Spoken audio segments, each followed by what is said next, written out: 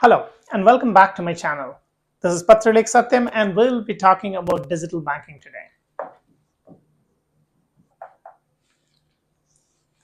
When I was at university, I remember I had an ATM card or a debit card, and there were ATM machines almost all over the place, many times not reliable. When you wanted the money, it didn't have the cash or there was some network issues, but that is something else.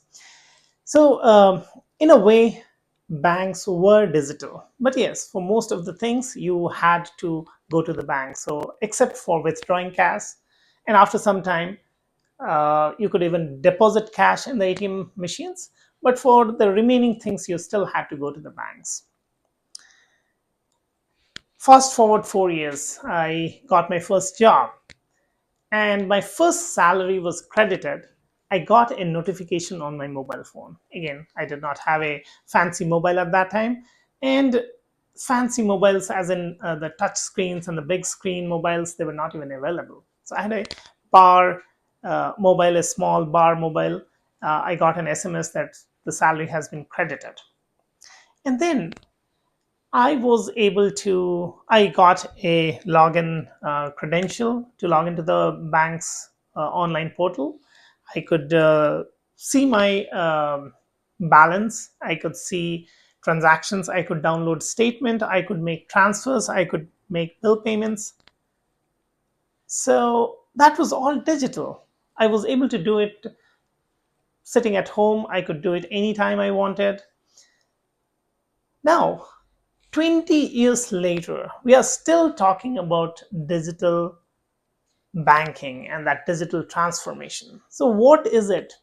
Is it that banks are still doing everything using pen and paper? No. Of course, there are some things that they are still doing. But for the majority of tasks, when it comes to me, I don't remember visiting a bank branch in last 10-15 years. So what is it that we are talking about then?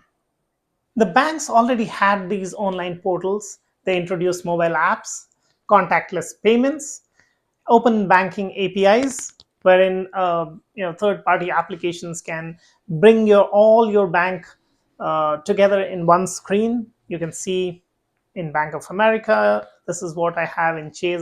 This is what I have in DCU. This is what I have.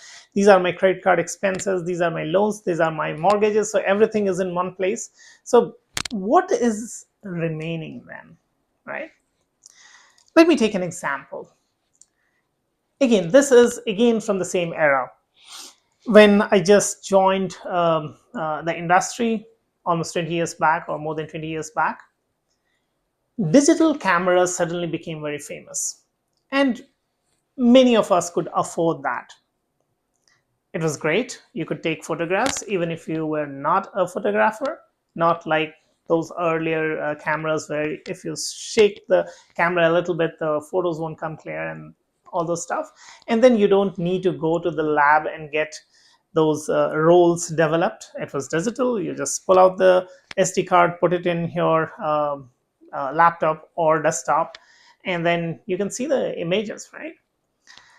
So now from there was a shift, and now most of us use our cell phones. And when the cell phone cameras started getting better, they integrated so well with our lives that now everyone to some degree knows photography and is using that.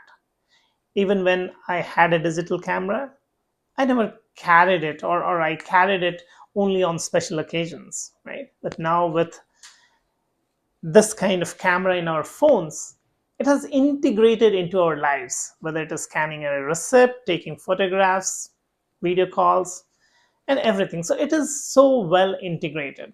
Just like that, when we say digital banking, the promise is it gets integrated into our lives.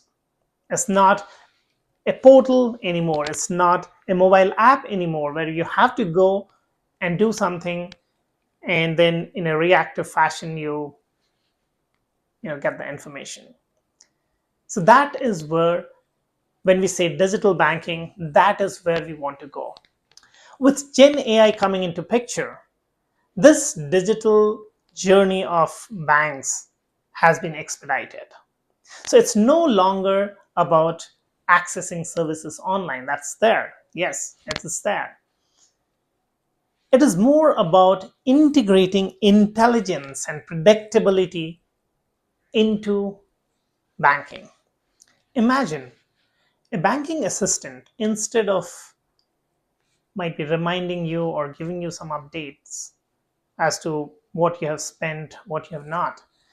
It just you know tells you that you are about to exceed your monthly spending limits, or it automatically switches you from one product to another product based on your savings habit or spending habit, or the kind of offers different products are giving. So all that is like getting integrated. So from an era of where you were driving cars, now we are entering into an era where the cars are self-driven. So you don't do anything, you just sit in the car and it drives on its own. So just like that, the banks will be on a self-pilot mode, autopilot mode, and you will not be required to intervene. It will make all intelligent decisions for you, and it will take actions on your behalf. So that is where we want to take digital banking. We are getting a lot of these digital banking things in bits and pieces that are being provided by different fintechs. There are insurtechs, there are wealth techs, there are all these different types of fintechs, which are highly specialized in one or the other area. The bigger banks are still catching up with them, and they might take some time, and all those things are coming under this digital banking. So imagine all of that gets integrated and becomes more intelligent, and then it starts predicting what you are going to do next, and based on that it takes actions on your behalf. So something like, you drive into a gas station and you're already authorized. A robotic arm just pulls out of the fuel station, and it puts the nozzle in your car. The gas is filled, the nozzle gets out, and you just drive out. You don't have to reach out to your wallet or your phone or credit card or anything of that sort. So that is the kind of integration we are looking for, or even more, right? So it has to be intelligent, it has to be real time, and it has to be predictable, and it has to be something so integrated that you don't even see it. Something like electricity.